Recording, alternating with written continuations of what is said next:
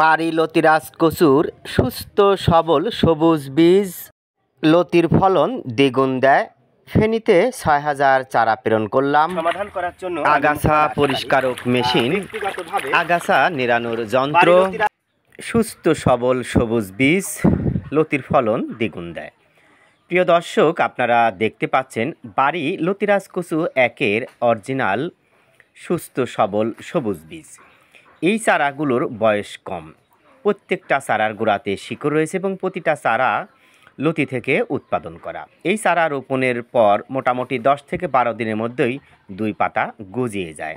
তাই আমার অভিজ্ঞতা এবং চাষাবাদের আলোকে আমি 100% নিশ্চিত এবং নিশ্চয়তা বলতে পারি, অল্প বয়স্ক চারা রোপণ করলে দ্রুতগামী পাতা গজায় এবং লতির ফলন আগাম আসে এবং প্রত্যেকটা চারা সুস্থ সবল হিসেবেই বেড়ে ওঠে। প্রিয় দর্শক, তারই ধারাবাহিকতা বাংলাদেশের বিভিন্ন প্রান্ত থেকে আমাদের জমিতে এসে দেখে শুনে চারা সংগ্রহ করে।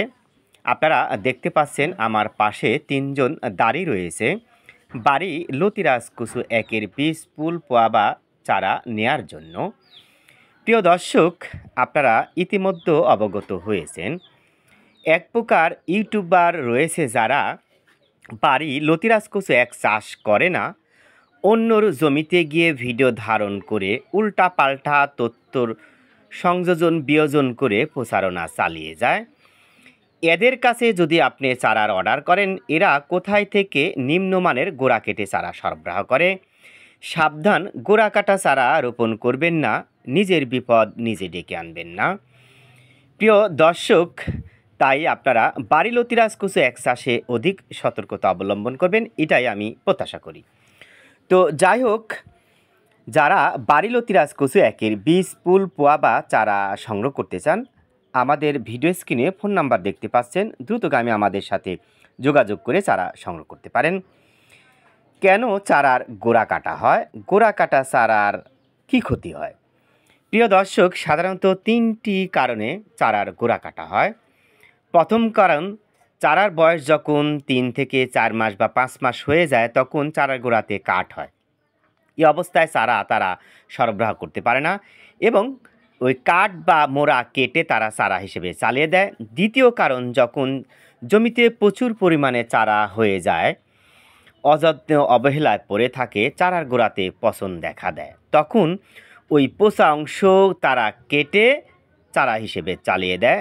দ্বিতীয় কারণ হচ্ছে, তারা যখন চারা জমি থেকে সংগ্রহ করে চারার গোড়াতে লতি থাকে, তারা ওই লতির অংশ মাটির সাথে রেখে চারার গোড়া কেটে দেয়। এই 3 কারণে সাধারণত চারার গোড়া কাটা হয়। আপনারা যতগুলো ভিডিও আমার দেখেছেন, আমরা সমস্ত ভিডিওতেই সুস্থ সবল বাড়ি লতিরাজ কচু একের বীজ এর প্রচারণার কার্য চালিয়ে আসছি। আমি সরাসরি বাড়ি লতিরাজ কচু এক চাষের সাথে সম্পৃক্ত এবং আমার অভিজ্ঞতার আলোকে আমি সবসময় কথা বলে থাকি। প্রিয় দর্শক, সাথে একটু কথা বলে আসি। ভাই কেমন আছেন? ভালো আছে আলহামদুলিল্লাহ। আপনার নাম কি? আমার নাম মোহাম্মদ শাহিন সরকার। আপনি কোথায় থেকে এসেছেন? আমি মাঝগ্রাম থেকে এসেছি। আপনি কি অনেক ইউটিউব চ্যানেল দেখেছেন? হ্যাঁ, দেখছি। তো ওই সমস্ত চ্যানেল থেকে চারা নালে আমাদের কাছে কেন আসলেন? আপনাদের কাছে আসলাম, চারা ধরেন ইউটিউবে আমি দেখছি যে আপনাদের চারাগুলো অনেক ভালো, অনেক সুন্দর, অনেক সফল। এই জন্য আমার এইগুলি একটু পছন্দ, এই জন্য আমি এইগুলি কিনে। কতগুলো চারা নেবেন? আমি চারা নেব 4000। 4000। পাশে কিন্তু আরো ভাই দাঁড়িয়ে রয়েছে, আমরা একটু তাদের কাছে যদি একটু কথাগুলো শুনে আসি। ভাই কেমন আছেন? জি আলহামদুলিল্লাহ। আপনি কোথা থেকে আসছেন? আমি গুরদাসপুর থানা, নাজিরপুর। গুরদাসপুর থানা, নাজিরপুর, বড়াইগ্রাম, গুরদাসপুর পাশাপাশি থানা। তো যাই হোক, আপনি কি দেখার জন্য আসছেন না চারা নেওয়ার জন্য? না ভাই, আমি ইউটিউবে দেখেছি, এই খোঁজে আপনার কাছে এসেছেন। কতগুলো চারা নেওয়ার সিদ্ধান্ত আছে? সিদ্ধান্ত আছে 5000 চারা। 5000 চারা নেওয়ার সিদ্ধান্ত আছে। এই যে চারাগুলো যে হাতে নিয়ে আছেন, তাতে চারাগুলো কেমন দেখছেন? না, অনেক ভালো, মান অনেক ভালো। ভালো বীজ, ভালো ফসল, সুস্থ সবল সবুজ বীজ লতির ফলন দ্বিগুণ করে। প্রিয় দর্শক, আপনারা দেখতে পাচ্ছেন বাড়ি লতিরাজ কচু একের অরিজিনাল গাছটির লতি। এই লতি সাধারণত সপ্তাহে 2 দিন কাটা হয়। কেন এই লতি সপ্তাহে 2 দিন কাটা হয়? এই গাছগুলো দ্রুতগামী বৃদ্ধি পায় এবং লতিগুলো ব্যাপক হারে বৃদ্ধি পেতে থাকে। তাই সপ্তাহে 2 দিন কাটা হয়। এই গাছগুলো সুস্থ সবল থাকে এবং শেষ পর্যন্ত টিকে থাকে। শুধু তাই নয়, লতি বিক্রি শেষে এই গাছগুলো মোটামুটি 1 থেকে 1.5 হাত পর্যন্ত কাঠ, কচু বা মোড়া দেয়, যা উৎকৃষ্ট মানের সবজি হিসেবে বাজারে ব্যাপক চাহিদা রয়েছে।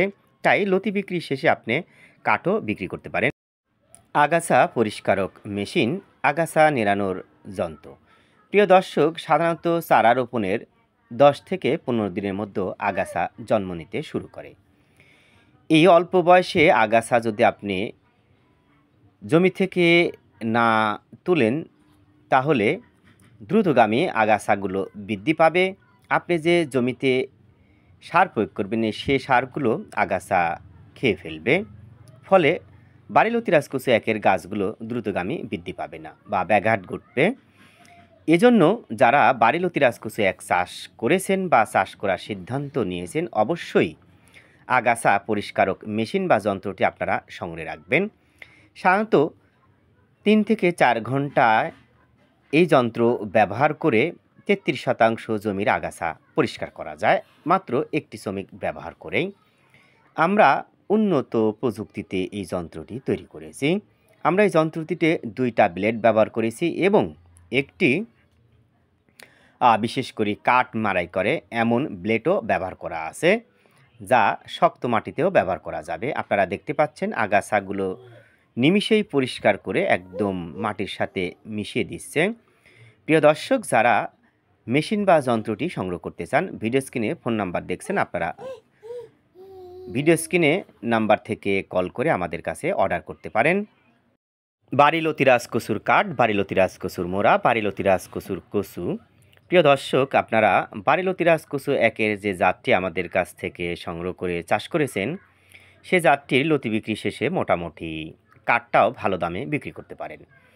লতি বিক্রি শেষে শান্ত 8 থেকে 9 মাস বয়সে বাড়িলতি রাজকচু একের কাঠ মোড়া বা কচুটা মোটামুটি 1 থেকে 1.5 হাত লম্বা হয়ে থাকে এবং এই কাঠ মোড়া বা কচুটি উৎকৃষ্ট মানের সবজি হিসেবে ব্যবহার করা হয়। প্রতি পিস পাইকারি 25 থেকে 30 টাকা অনায়াসে বিক্রি করা যায়, যার খুচরা মূল্য 50 টাকা পর্যন্ত হয়ে থাকে।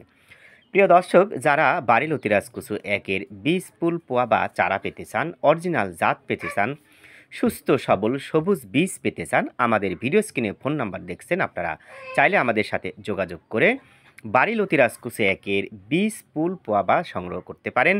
ভালো থাকবেন, সুস্থ থাকবেন। আগামী দিনগুলো আপনাদের মনের মতন কাটুক, এমন প্রত্যাশায় আমি মোহাম্মদ আসাদ আলী এখানে বিদায় নিচ্ছি। আল্লাহ হাফেজ।